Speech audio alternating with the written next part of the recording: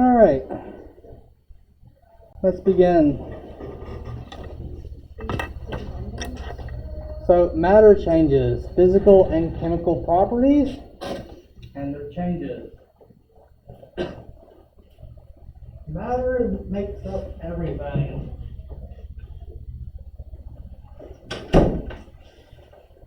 But everything is made up of chemicals. If you ever heard the expression, I don't want to eat that because it contains chemicals, I don't want to drink that because it has chemicals in it, everything has chemicals. Water has H2O. It's chemical. You, your food, the air, all made up of chemicals. Chemical is any substance that has a definite composition. It is always made up of the same stuff no matter where the chemical comes from. It can be water, it can be carbon dioxide, polyethylene. All are examples of chemicals.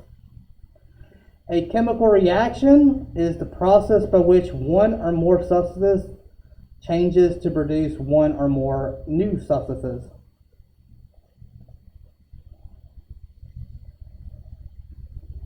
So in a chemical reaction, one substance is becoming another substance. One or more substances.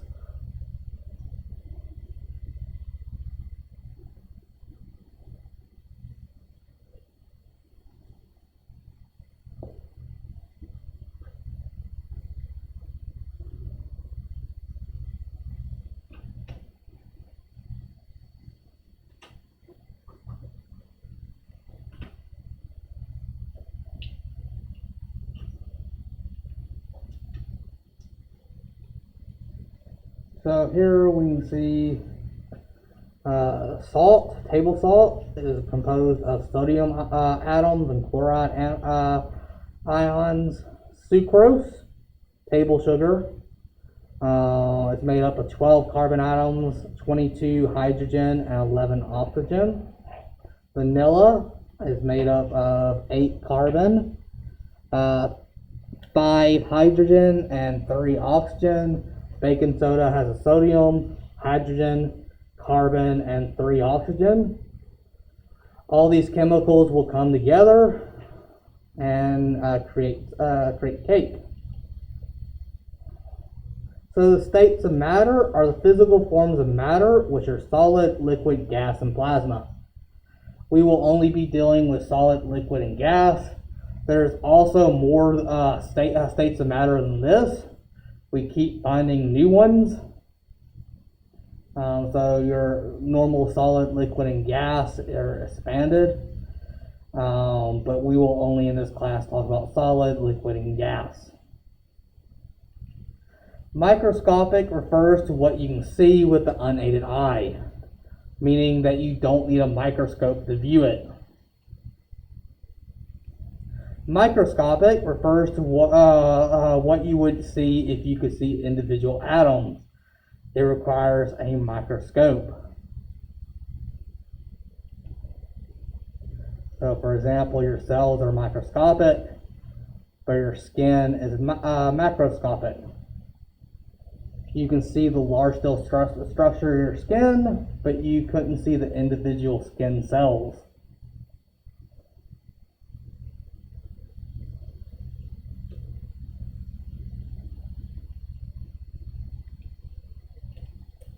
Solids have a fixed volume and shape that result from the way their particles are arranged.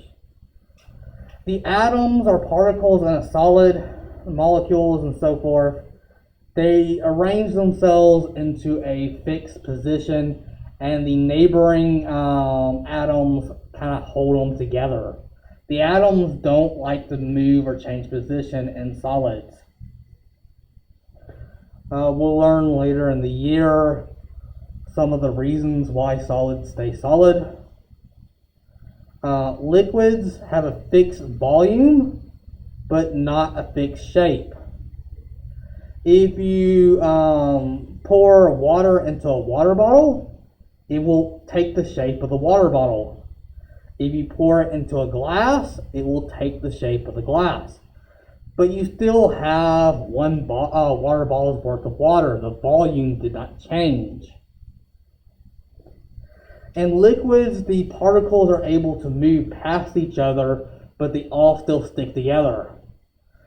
So the entire liquid will hold all the other liquid atoms together, but they are freely able to move and slide past each other. So they're constantly moving around inside the liquid, but they are able to break apart and freely move around. Gases have neither fixed volume nor shape. If you were to take a gas, put it in a water bottle, it'll take the shape of the water bottle, but if you open it up, it will expand and take the shape of the room. Its volume will increase. You can take a gas and compress it down.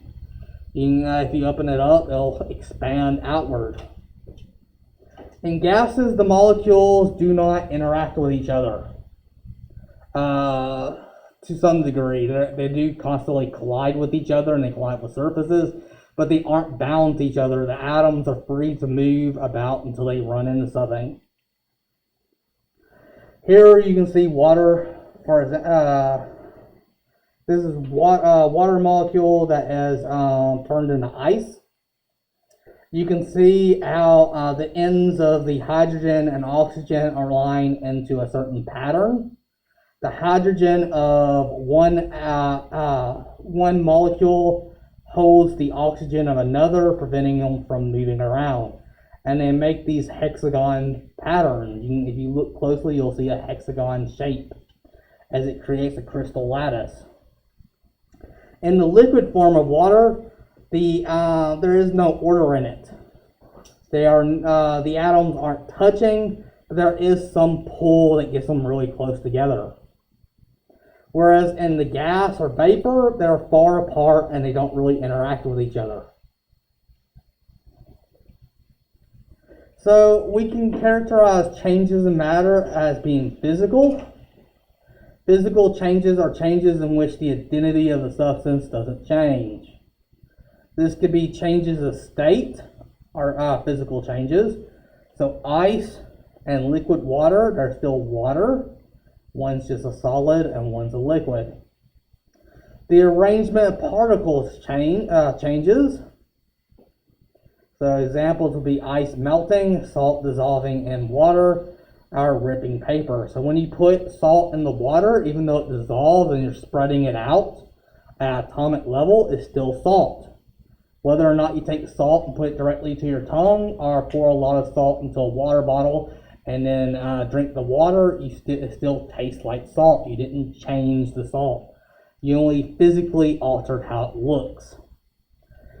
There are chemical changes that occur when the identity of the substances change and new substances form. For example, iron rusting.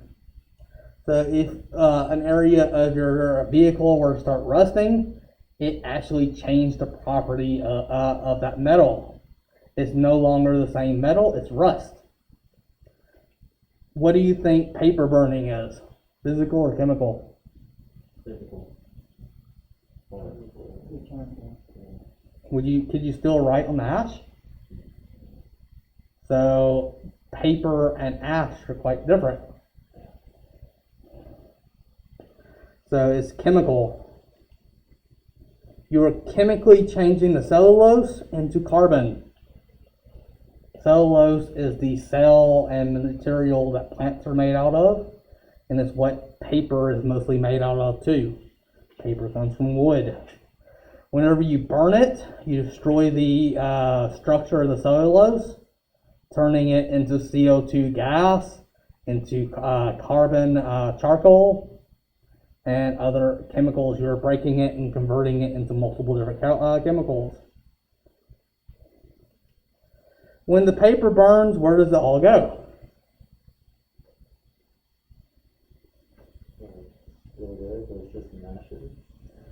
Not exactly. Most of it turns into CO2 gas.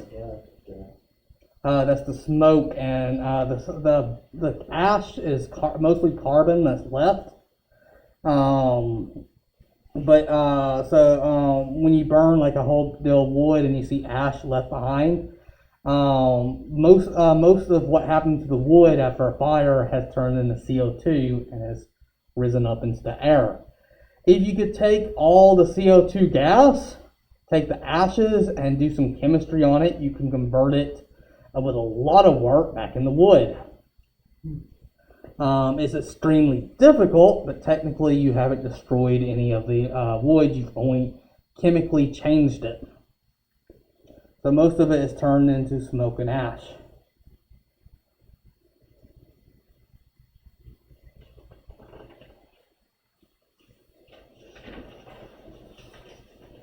So let's look at some examples of chemical changes. We can take mercury oxide and break it into mercury and oxygen. Toward the end of the year, we will go into the naming scheme and reactions. For now, that's what a chemical equation looks like. And at the end of the year, you'll need to be, if I ask you what happens when you combine mercury and oxygen together, you would need to know that it's mercury to oxide. You know that I have to know the naming scheme on how to name chemicals together, but that's way into the future. Reactants are the products on the left-hand side. They are what's going to react. They are used up in the reaction, and we have products on the right-hand side. That side the arrow is pointing to. They are made in the reaction. So if I'm talking, if I have hydrogen and oxygen and I'm making water, hydrogen and oxygen would be the reactants, and the product of that reaction would be the water.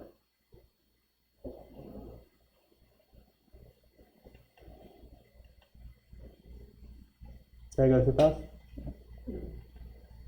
So evidence that chemical change may be happening generally falls into one of the following categories. If a gas were to start being created, so evolution of the gas, so vinegar and baking soda in the volcano experiment.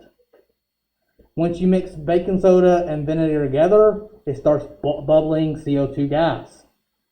That's an evidence that there was a chemical reaction, that you're doing chemistry, that you're changing something chemically. Whenever you burn a piece of paper, you might notice smoke coming off of it. That's an indication that you're chemically changing the fundamental properties of the molecules inside the material. Formation of a precipitate. Does anyone know what a precipitate is? So if you mix two liquids together and a solid for to fall out of it, that's called a precipitate. So if you mix like some clear liquid and another clear liquid together, and then you see a white powder form at the bottom of the test tube, that white powder is called a precipitate. It's also, if you put some solid into to the solution, and you see another solid, like you put white powder into a liquid and another powder is made, that's also called precipitate. The release or absorption of energy. So if you feel heat, or if you feel it getting colder whenever you mix it together, or you see fire, that's a good sign that a chemical reaction has occurred.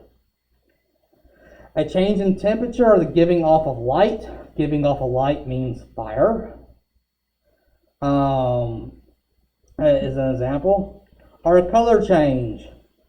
If you have a silver or a chrome looking bumper and then all of a sudden it changes to dark brown, meaning that it's rusting, it's changed color, that means that there's a chemical reaction. Harder than what? I bring gifts. Ah! Thank you. So a color change, so let's look at some examples. Everyone get over me? So when acetate acid and vinegar and sodium hydrocarbonate or baking soda are mixed together, it causes lots of bubbles to form and carbon dioxide forms. So if you take vinegar and baking soda, mix it together, you'll start seeing a lot of white bubbles.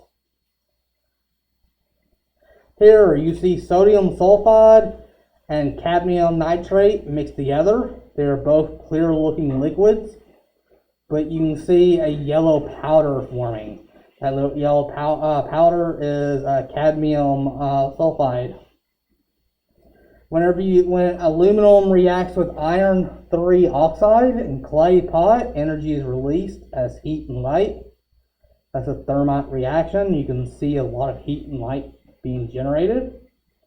And when phenolphthalein is added to ammonia dissolved in water, you'll see a color change from colorless to pink occurs. I need to get hold of some phenolphthalein. It's very useful.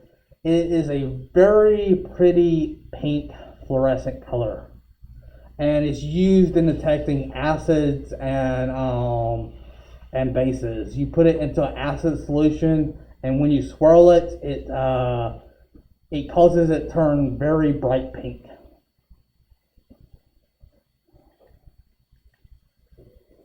So give an example of a physical change. How do you know when it's physical? What was that? And you can see a change in the substance. This is for physical change. It is like you can smash it together, but you know, change. Yes. If the properties of the two properties stay the same, so you would be able to know if it's just physical if it doesn't really change in its characteristics. If its characteristics don't change. So if I take a piece of paper and rip it in half, that's a physical change. You still have a paper on the left side, paper on the right side. You haven't really changed the paper to anything else. So if the properties of it, if the chemical properties of it don't change, that's a good indication that it's just a physical change. For example, ice melting into water. Did you chemically change the properties of the ice? No, you just changed it from solid to liquid. If you were, another good thing to think about is if you only had ice and you're trapped in the desert, could you still live off of ice? You need water to live. Drinking and eating ice doesn't harm you in any way because it's still water. What about chemical changes? Give an example of a chemical change. Properties are changed. Give an example of a chemical change. So burning a piece of paper. How do you know? There's smoke, there's heat, there's light being given off.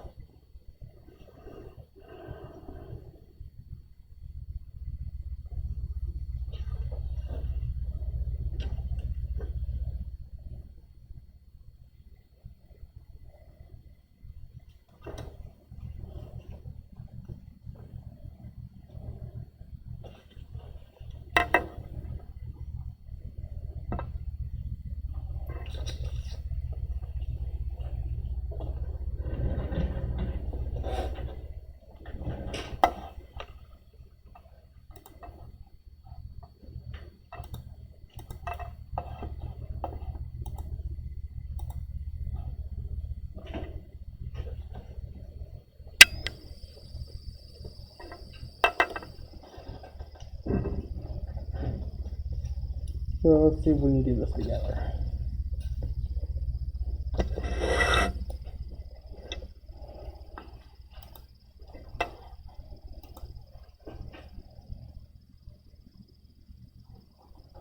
So, melting point. What is the definition of a melting point? It's the temperature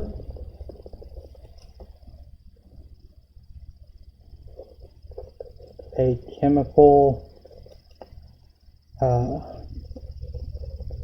goes from solid to liquid. The temperature a chemical goes from solid to liquid. Is this chemical or physical property? This will be physical.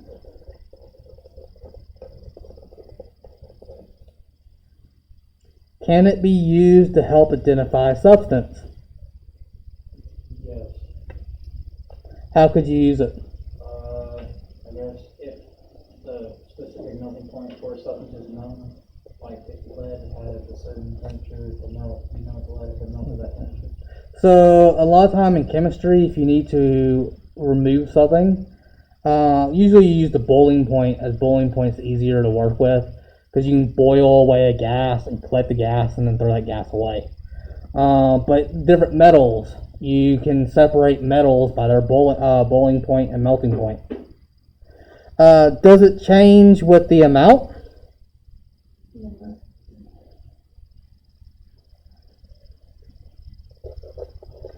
So a small glass of water, or a small glass of ice versus a large glass of ice doesn't change the fact that it melts at 32 degrees.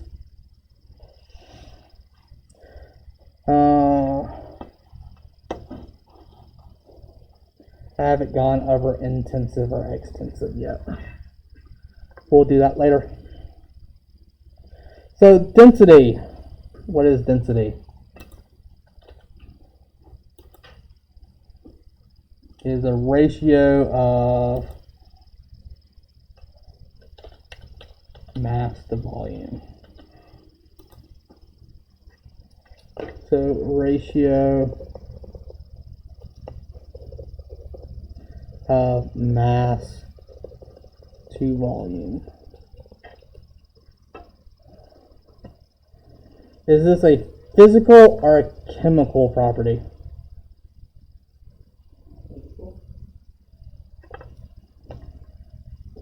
So it would be physical. Can it also help you identify substance?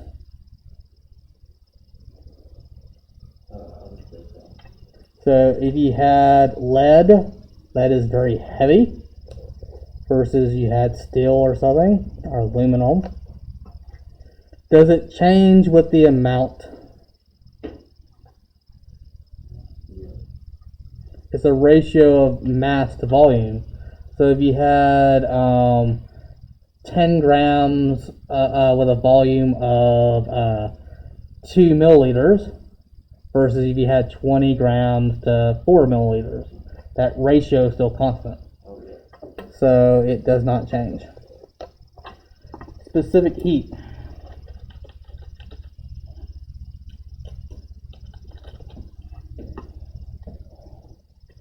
Is the heat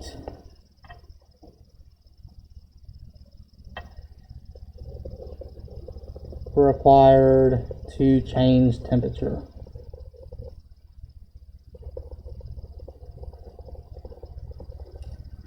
We'll learn later in the year, heat is actually something way different than what we use.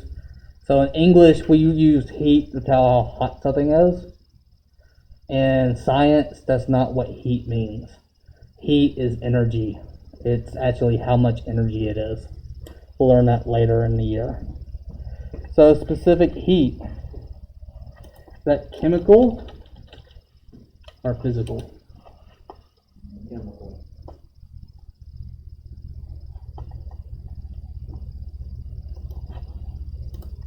I wish I had answered it. Maybe physical, it's just changing temperature, but it's not actually changing.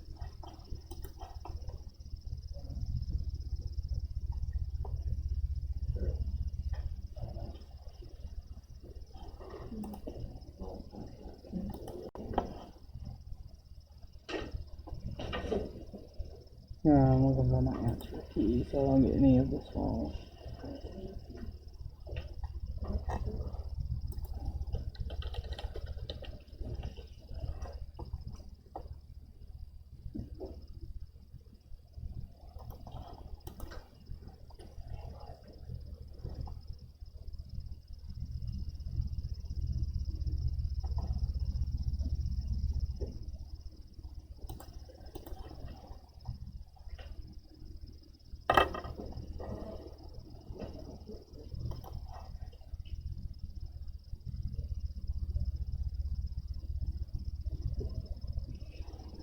And I know it's chemical.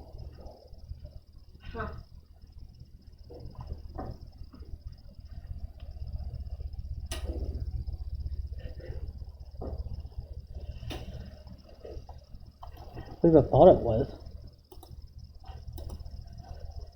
Alright, give me a second. I'm seeing some conflicting answers. Okay, now I remember. So the distinction between a chemical and a physical property. A physical property is something that can be used to describe it. A chemical property describes how it will react with something else. So, for example, is something flammable? Would flammable be chemical or physical? Can you look at a clear liquid and be like, well, that looks flammable? Not really. You can't look at it and know. So, specific heat is something that you can directly measure without changing its identity. That's another. So, physical. I'll go ahead and write that. Physical, you can observe without reacting it. Changing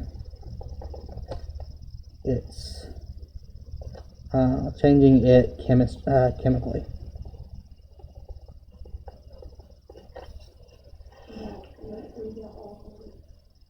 So physical, you can observe without reacting it, changing it chemically, meaning changing it without changing it chemically. So melting point, you can observe a melting point by changing its temperature without changing it. Density, you can measure its mass, measure its volume, and calculate it. Specific heat, you can physically do that without doing any chemistry.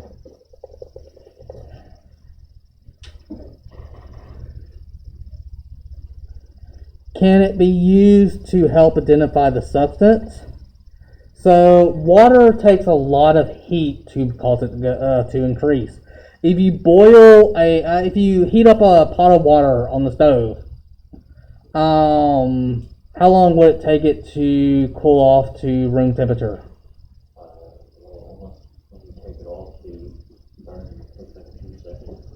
So if I take water, boil it, take it off for a few seconds and throw it on you, you'd have third-degree burns. So, I thought you meant like seeing the no, I meant like Okay. when will it reach room temperature? Wow. It would take a long time. I would not come back within an hour and do it. I would, just take Now it then. off and drink it. How fast, if I take some aluminum foil, like open it up, and aluminum foil, and put it in the oven and heat it up to 400 degrees Fahrenheit, and then pull it out, how long will it take it to cool off? I would actually reach into the oven, grab hold the 400 degree burning hot aluminum foil, grab it, bring it out. Reason why is if it's very thin, aluminum doesn't require much heat, which means as soon as you touch it, the amount of heat would be transferred in your hand is very small. As long as it's thin enough, you could reach in and touch it and it wouldn't burn you. If you keep your hand on it, but as soon as you take it out of the oven, aluminum foil will in a second completely cool off to the same temperature as your hand. So you can definitely use this. So if you have a liquid and the liquid freezes really fast, or it's just like cools up, you could definitely tell what chemical it is by its specific heat. Does it change with the amount? No, this is, I won't go into the equation, but it doesn't change. Area. I don't know a good way of defining area. What's meaning here is surface area, so surface area, I don't know a good way of describing it. But is this chemical or physical property? Can you measure area without chemically changing something? That means it's physical. Can it be used to help identify a substance?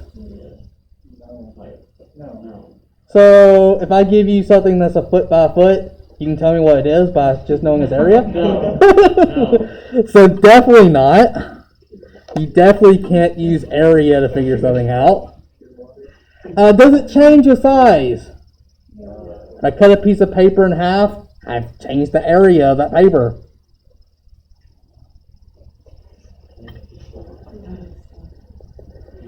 Take a brain break. Malleable. Does anyone know what malleable is? Like if it can bend or be dented or Yeah, there's two major definitions of it. play It's technically can be hammered or pressed out of shape without breaking.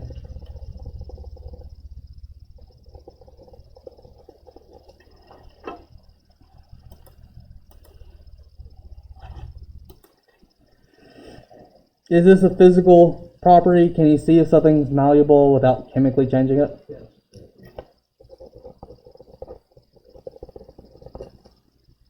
Can it be used to identify a substance?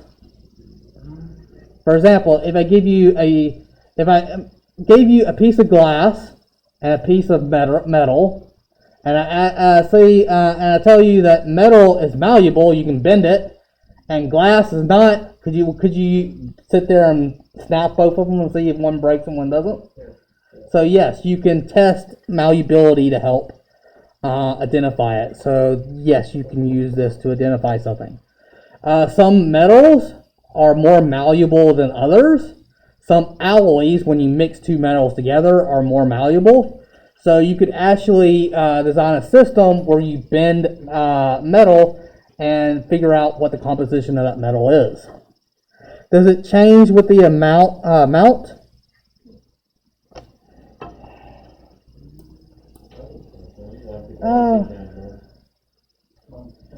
Technically, no. So, you would say something is either yes malleable or not malleable. And you're not really changing the internal crystalline structure. I would say that it does not change. You would say it has the ability to be malleable. Yeah. And you can compare it relatively. For example, metal is more malleable than glass. Yeah. If you shrink down it to a little tiny thing, yes, it would be very hard to bend the metal, but you would still say the metal is more malleable than the glass, even though you've changed the side. Ductile. Do you know what ductile is? Was it? Yes, that's one alternative definition. It's the ability to be drawn into a wire. Able to draw or be drawn into a wire. And alternatively, it's pliable, not brittle.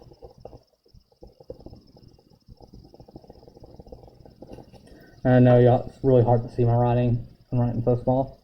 So whenever they make like copper wire, what they do is they take and heat up wire, but they don't melt it, or copper. And what they do is they grab and pull on it. And they push, or technically what they do is they sit here and push it through a small hole. And instead of the metal just breaking and crumbling up and falling out as powder, it actually gets compressed down together and pushed out the hole and stays as a wire. For example, if you try to do glass, you push it through a small hole, you're going to get glass shards going out the other side, not a wire. Again, this would be physical. Yes, you can use it to identify the substance. And no, it doesn't change on amount.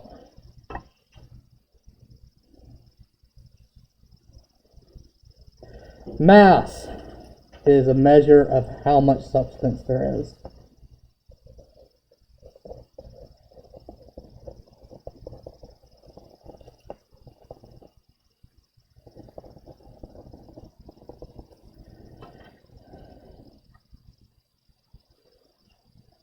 Is this physical or chemical?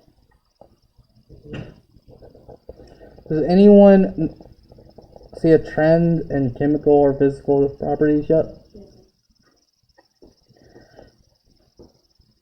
Can you use mass to identify something? You can? So I got a kilogram of something. What is it? You can always symbol pure water in milligrams. So no, you can't use it. Now density you could, but that's a combination of mass and volume. Well, if you knew the mass and you knew the volume, you knew the density, and yes, you could identify it. But if you just knew the mass, no. Does it change with the amount? Yes. Yes. Flammability. How easy it is to combust. I don't even look up a proper definition.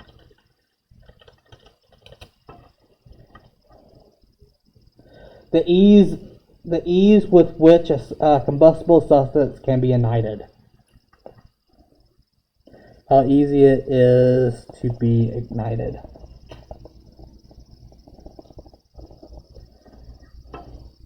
Is this chemical or physical? Chemical. If I were to ask you, is gasoline flammable? And you went, I don't know. And you took a lighter to it, it caught on fire and all burnt up. I'm like, great, you determined it's flammable. Where's my gasoline? You no longer have the gasoline because you burn it all up. So you can't answer questions on flammability without actually catching it on fire and destroying that substance. Can it be used to identify a substance? Yes. If I had like hand sanitizer, like alcohol clear type, had clear alcohol versus water, you could quickly identify which one was which with a lighter. You go up. If the liquid catches on fire, it's alcohol. If it doesn't catch on fire, it's water. Does it change with volume? No. Or amount, I should say.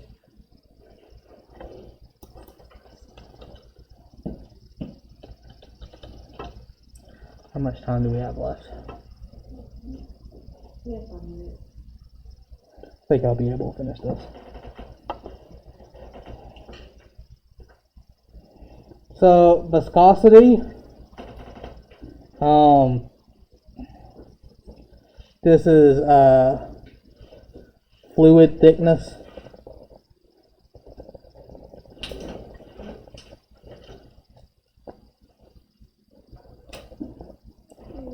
How easy it flows. Syrup versus water. Syrup is very hard to pour. So is this a physical or chemical? Physical. Can it be used to identify the substance? Does it change with amount? No. Man, I got a whole line right. Isn't it? Moving up in the world. What a champion. Miscibility.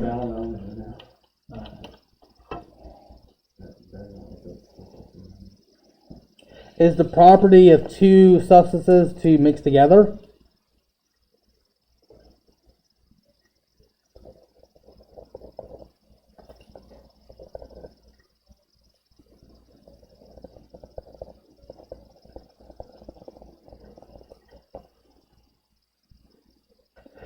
Usually it refers to the ability of something to dissolve in the water. Though you could do it in another, usually whenever you describe miscibility, you say you can dissolve so much into water, or it doesn't, like oil. Oil is not miscible into water. Oil will float on the top of the surface of the water. So is this physical or chemical?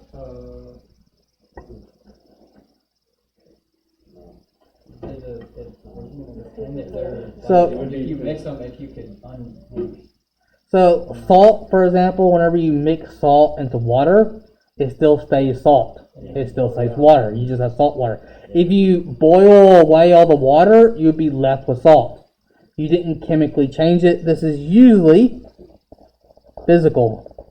If we take two chemicals and mix them together, and one does not dissolve in the other, they instead react and catch on fire, you would say it's not miscible. It didn't dissolve in it. It instead reacted with it. Can this be used to help identify the substance? Usually, if you see it floating on top of water, it means it's oil or something like that. And does it change? No. Boiling point, temperature when it goes from liquid to solid.